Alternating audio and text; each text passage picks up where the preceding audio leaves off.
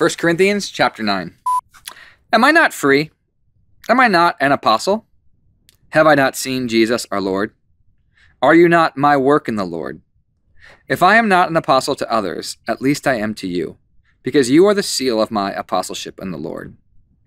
My defense to those who examine me is this: don't we have the right to eat and drink? Don't we have the right to be accompanied by a believing wife like other apostles, the Lord's brothers and Cephas? Or do only Barnabas and I have no right to refrain from working? Who serves as a soldier at his own expense? Who plants a vineyard and does not eat its fruit? Or who shepherds a flock and does not drink the milk from the flock? Am I saying this from a human perspective? Doesn't the law also say the same thing?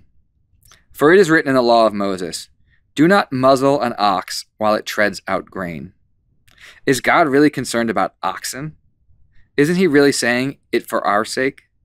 Yes, this is written for our sake, because he who plows ought to plow in hope, and he who threshes should thresh in hope of sharing the crop.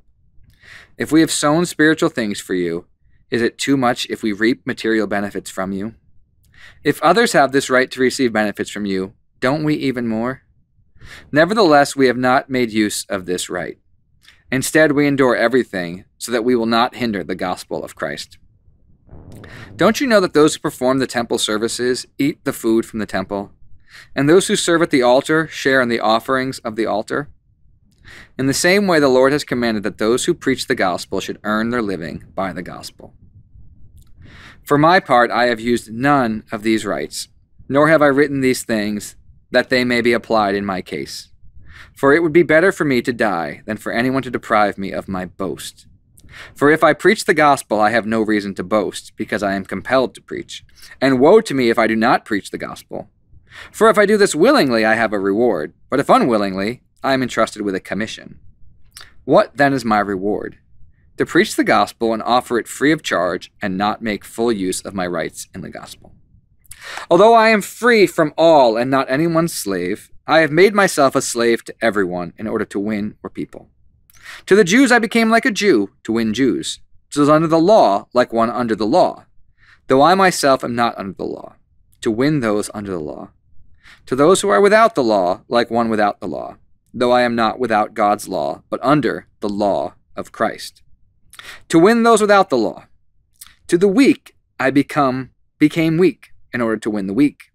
I have become all things to all people so that I may by every possible means save some. Now I do all this because of the gospel, so that I may share in the blessings.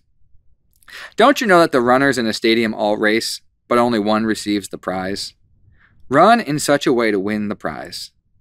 Now everyone who competes exercises self-control in everything. They do it to receive a perishable crown, but we an imperishable crown. So I do not run like one who runs aimlessly, or box like one beating the air. Instead, I discipline my body and bring it under strict control, so that after preaching to others, I myself will not be disqualified. So in chapter 9, Paul talks a lot about surrendering his rights, and we're going to dive into that in just a minute. I was listening to a podcast, the Craig Groeschel podcast. It's good. He was talking about time management, and he was talking about how we all probably waste a lot of time.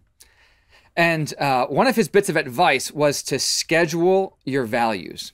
His point was basically figure out what matters most to you and then schedule that into your life first.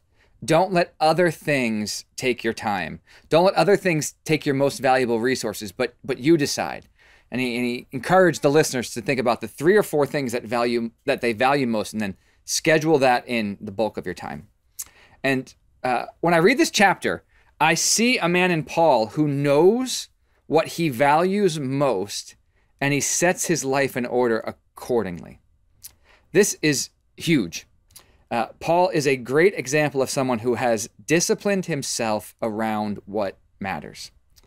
There is this proverb in the book of Proverbs, I think I'm paraphrasing. It says, it's better to rule yourself than to rule a city. I've also heard it said that it's harder to rule yourself than a city. And Paul has figured out how to rule himself, how to order his life, how to surrender his life to a singular focus. Paul believes in the gospel, the good news of Jesus Christ, and he wants others to come to know Jesus as well. And in this chapter, we see how he organizes everything around that. He lets go of all the other stuff he could be doing, right? He's free to go do this or go do that, but he lets go of those things that he's free to do.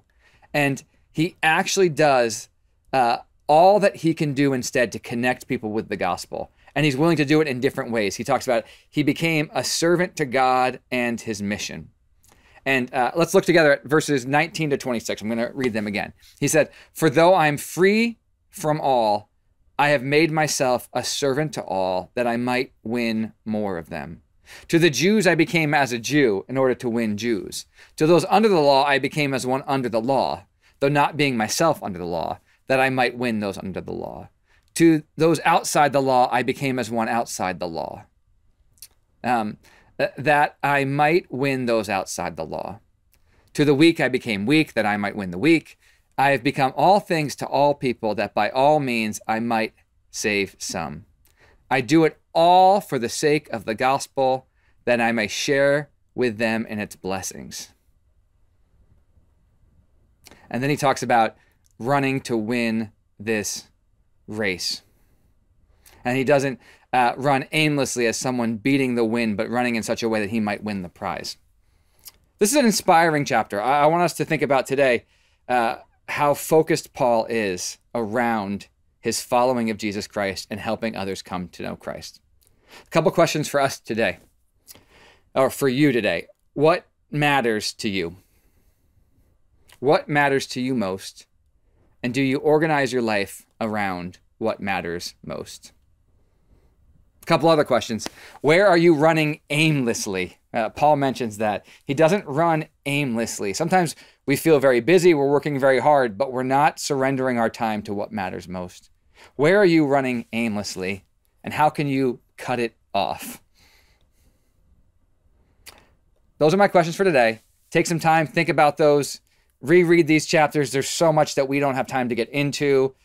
This is just a great book. I'm hoping in the future, maybe BT in the future, we can dive in some crazy way into this book deeper. But that's all for today. Take care, and we'll see you tomorrow on Branch Together.